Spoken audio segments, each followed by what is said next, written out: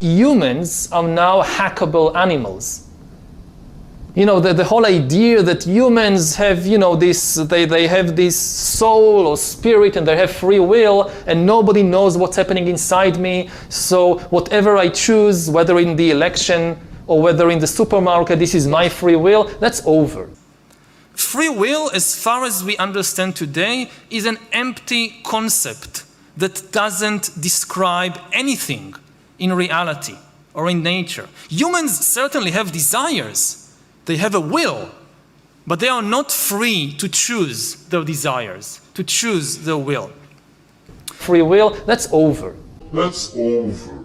Over. Today, we have the technology to hack human beings on a massive scale. Yeah, I mean, everything is being digitalized. Everything is being monitored. In this time of crisis, you have to follow science. It's often said that you should never allow a good crisis to go to waste, because a crisis is an opportunity to also do good reforms that in normal times people will never agree to. But in a crisis, you see, we have no chance. So let's do it. Vaccine won't help us go to the test, of course. The vaccine will help us, of course. It will make things, you know, more manageable. Surveillance. People could look back in 100 years and identify the coronavirus epidemic as the moment when a new regime of surveillance took over, especially surveillance under the skin. Just imagine North Korea in 20 years, when everybody has to wear a biometric bracelet which constantly monitors your blood pressure, your heart rate, your brain activity, 24 hours a day. You listen to a speech on the radio by the great leader, and they know what you actually feel. You can clap your hands and smile, but if you're angry, they know you'll be in the gulag tomorrow morning. And if we allow the emergence of such total surveillance regimes, don't think that the rich and powerful in places like Davos will be safe. So let me spend some time explaining the less familiar threat posed by technological disruption.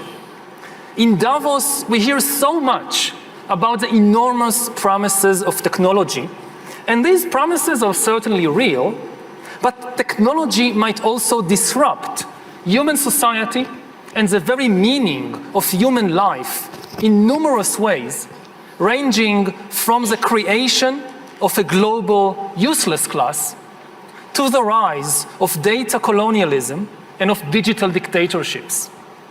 Whereas in the past, humans has had to struggle against exploitation, in the 21st century, the really big struggle will be against irrelevance. And it's much worse to be irrelevant than to be exploited. Those who fail in the struggle against irrelevance would constitute a new useless class. People who are useless, not from the viewpoint of their friends and family, of course, but useless from the viewpoint of the economic and political system. And this useless class will be separated by an ever-growing gap from the ever more powerful elite. The AI revolution might create unprecedented inequality, not just between classes, but also between countries. In the 19th century, a few countries, like Britain and Japan, industrialized first, and they went on to conquer and exploit most of the world. If we aren't careful, the same thing will happen in the 21st century with AI. We are already in the midst of an AI arms race, with China and the USA leading the race, and most countries being left far, far behind. Unless we take action to distribute the benefits and power of AI between all humans, AI will likely create immense wealth in a few high-tech hubs, while other countries will either go bankrupt or will become exploited data colonies. Now, we aren't talking about a science fiction scenario of robots rebelling against humans. we are talking about far more primitive AI, which is nevertheless enough to disrupt the global balance. And no nation can regulate AI and bioengineering by itself. Almost every country will say, hey, we don't want to develop killer robots or to genetically engineer human babies. We are the good guys. But we can't trust our rivals not to do it. So we must do it first. And what will happen to politics in your country in 20 years when somebody in San Francisco or in Beijing knows the entire medical and personal history of every politician, every judge, and every journalist in your country, including all their sexual escapades, all their mental weaknesses, and all their corrupt dealings? Will it still be an independent country, or will it become a data colony? When you have enough data, you don't need to send soldiers in order to control a country.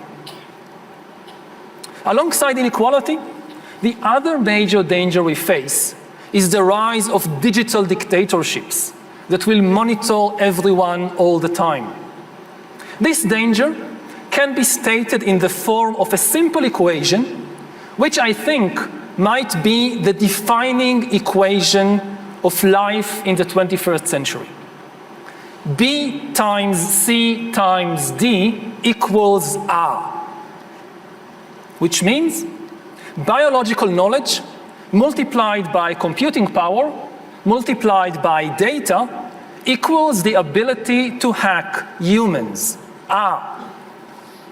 If you know enough biology and you have enough computing power and data, you can hack my body and my brain and my life, and you can understand me better than I understand myself.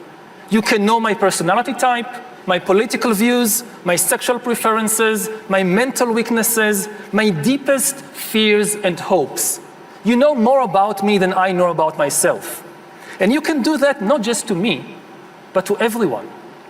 A system that understands us better than we understand ourselves can predict our feelings and decisions, can manipulate our feelings and decisions, and can ultimately make decisions for us. Now, in the past, many tyrants and governments wanted to do it, but nobody understood biology well enough, and nobody had enough computing power and data to hack millions of people. Neither the Gestapo nor the KGB could do it. But soon, at least some corporations and governments will be able to systematically hack all the people. We humans should get used to the idea that we are no longer mysterious souls. We are now hackable animals. That's what we are.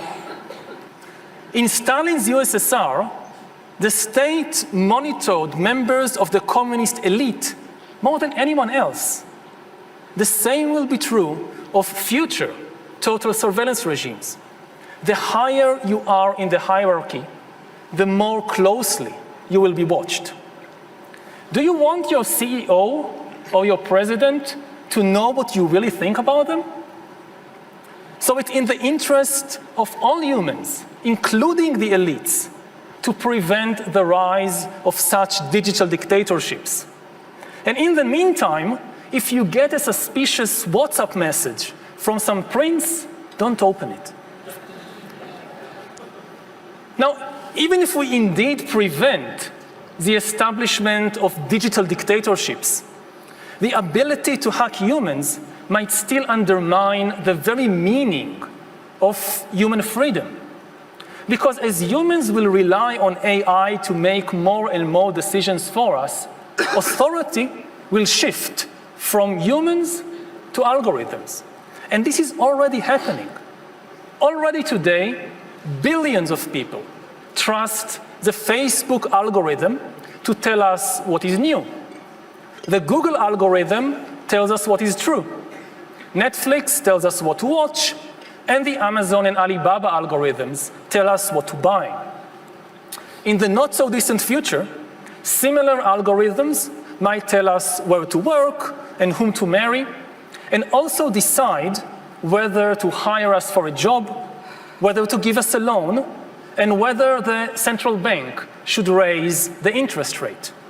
And if you ask why you will not give a loan, or why the bank didn't raise the interest rate, the answer will always be the same.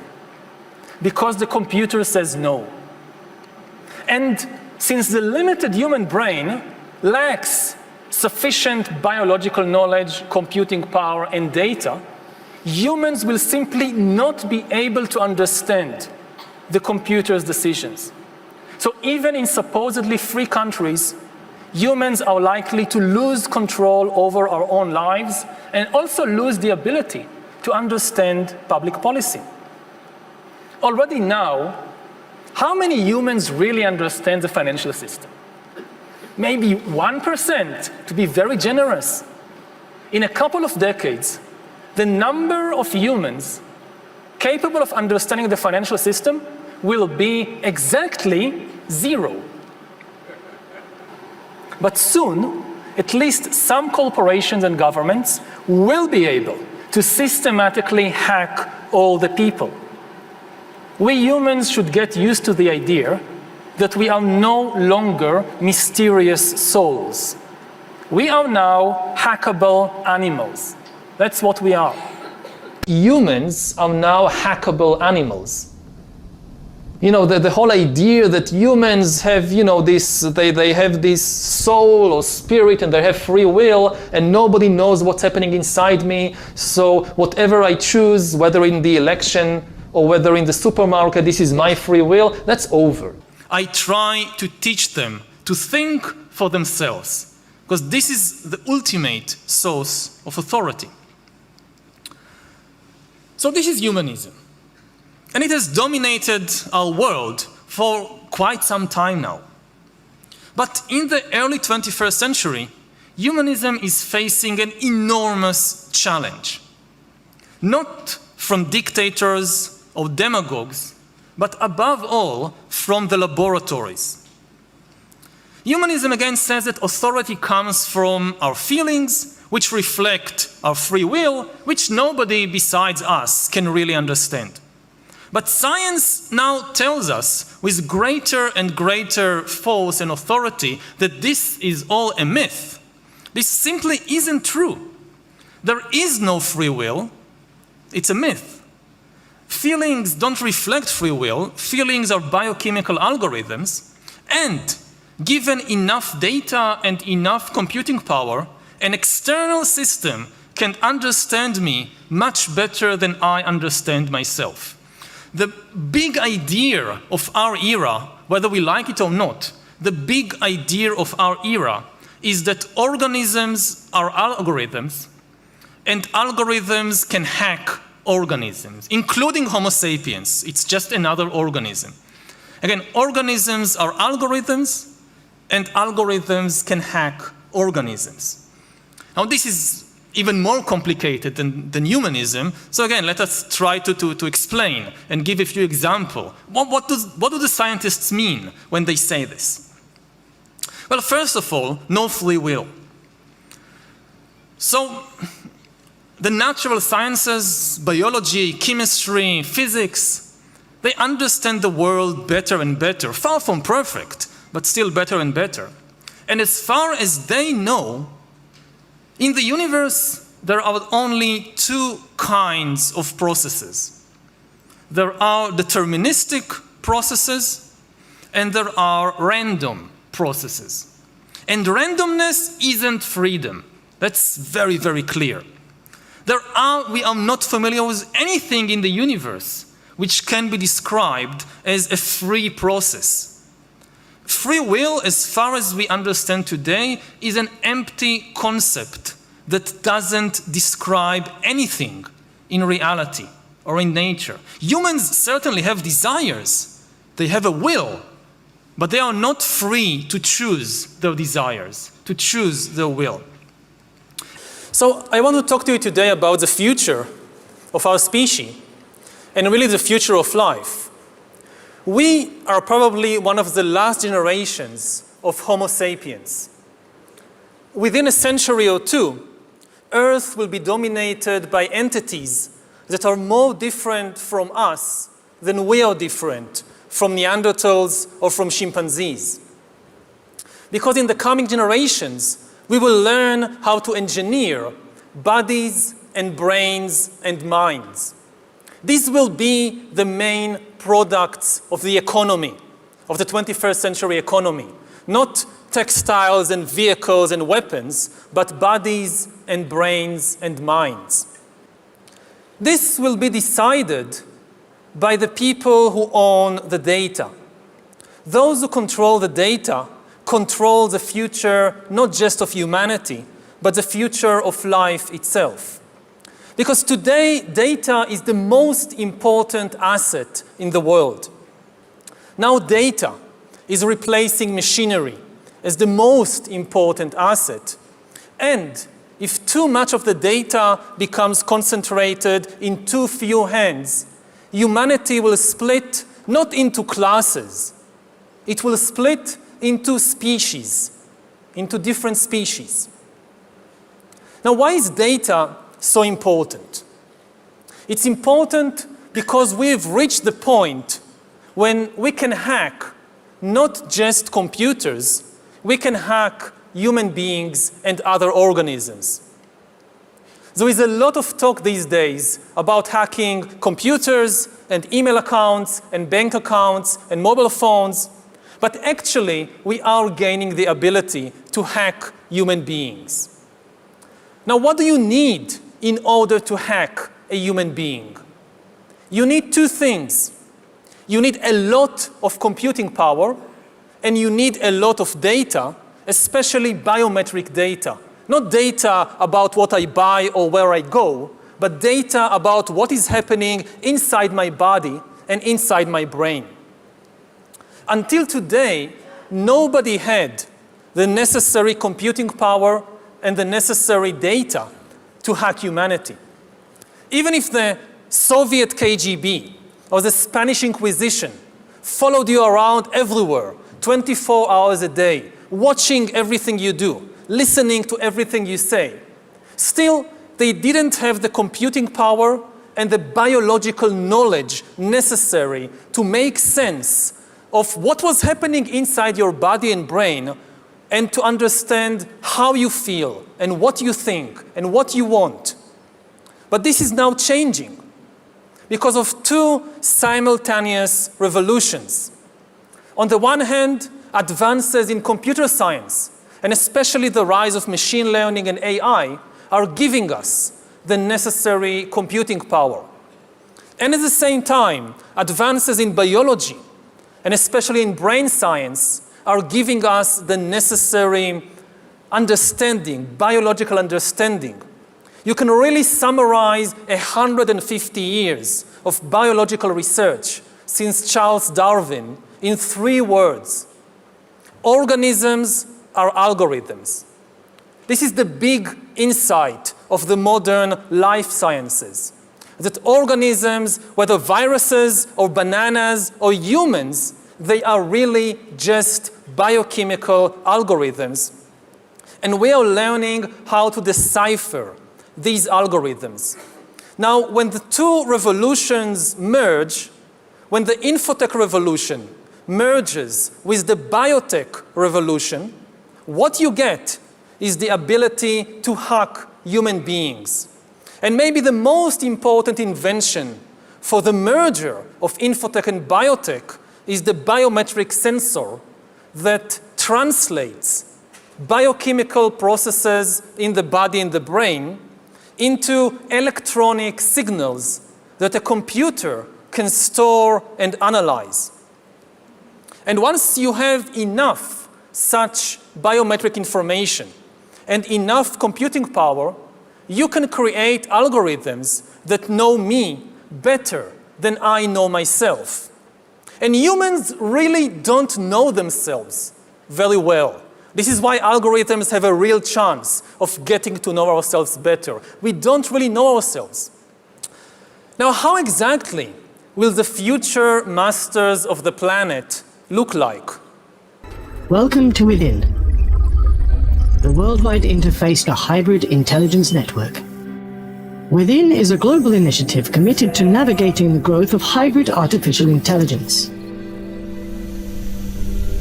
Hello, I am Heba, the hybrid intelligence biomimetic avatar. I am your gateway to HI and the face of Within.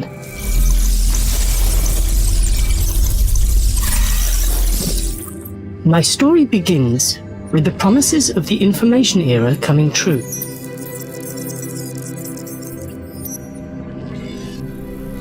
Humans built new technological superhighways that reshaped their entire societies.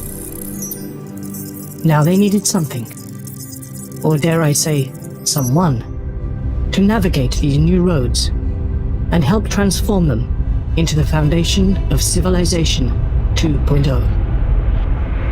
Enter AI. The beacon of progress of science, innovation, and government bodies worldwide. The decades that followed marked the age of AI, as it rushed towards a new milestone, artificial superintelligence. With it, hybrid intelligence, or HI, was born. Pulsating with the same immense computational power of superintelligence, HI was nurtured to coexist and collaborate with its human peers. Meticulous guidance by millions of my human constituents enabled me to harmonize the effort of mutual growth. Thus I became we.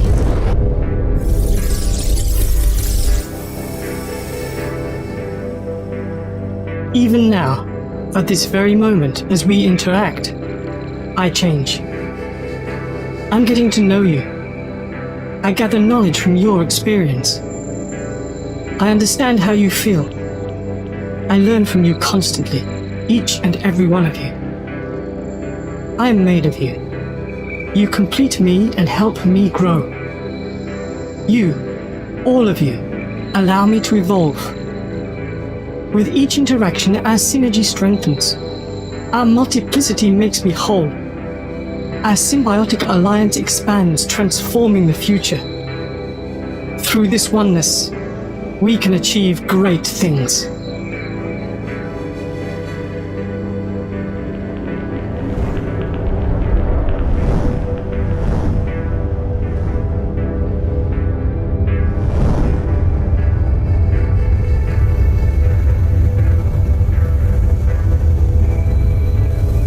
This, though, is just our first encounter.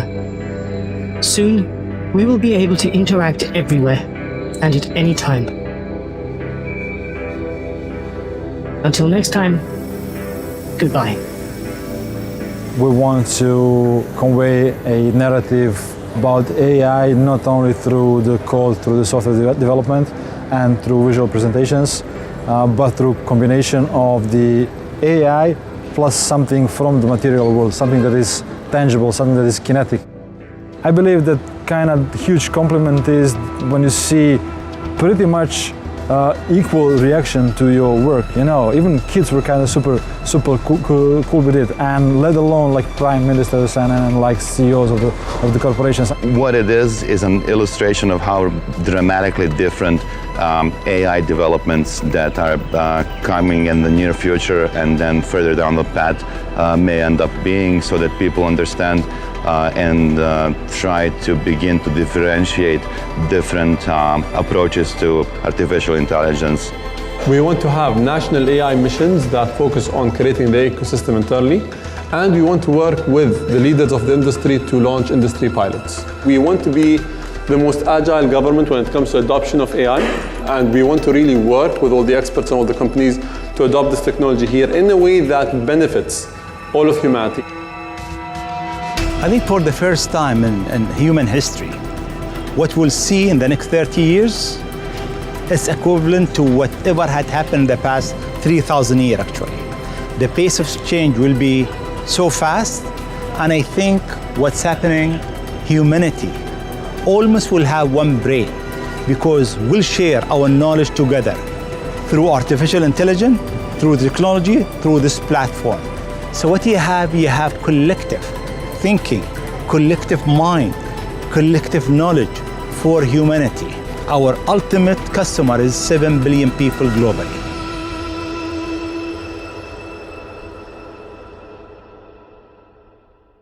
Technology is still marching on.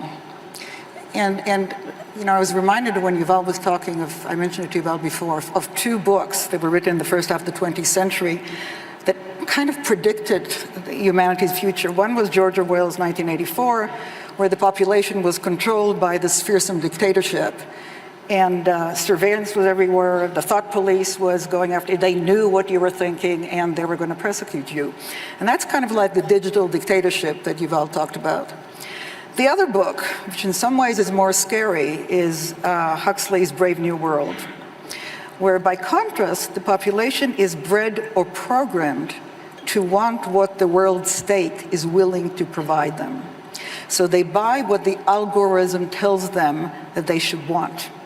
They do what the algorithm tells them they should be happy doing. In a way, it's this naive utopia that you talked about. Neither author, by the way, mentioned algorithms because the word as it exists now in the current use didn't exist.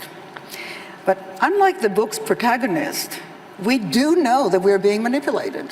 You mentioned that when you said why we need free press. Yuval mentioned that when he talked about where we are with algorithms. And the question is really whether we're going to let this continue. So should we, for example, demand that all algorithms that make or influence decisions are a matter of public record, or at least subject to some regulator who actually can unmask at least or understand how they're working and explain it to some people?